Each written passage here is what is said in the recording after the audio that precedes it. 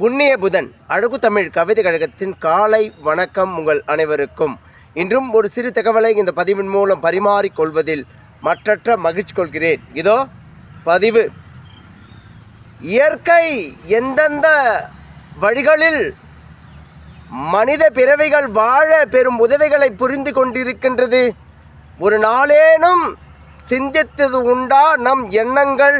என் உறவுகளே, அழகான இந்த பூமி பரப்பின் மீது எண்ணற்ற புல் பூண்டுகள், செடிகள், மரங்கள், கொடிகள், அவைகளெல்லாம் மருத்துவங்களை சுமந்து நாம் வாழ இயற்கை வரங்கள், வானங்கள், நிலவு, விண்மீன், சூரியன், மேலே நதிகள் மழைகளாக மண் மீது பசுமையாக்க,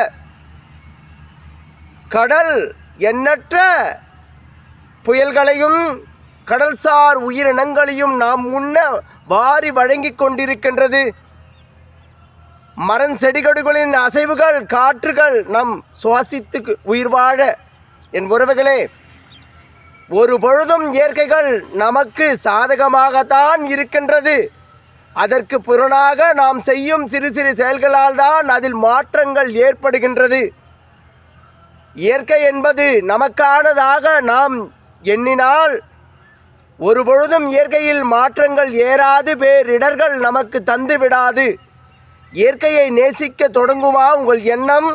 தொடங்கினால் தெரியும் இயற்கை நமக்கு நன்மையே புரியும் என்பது.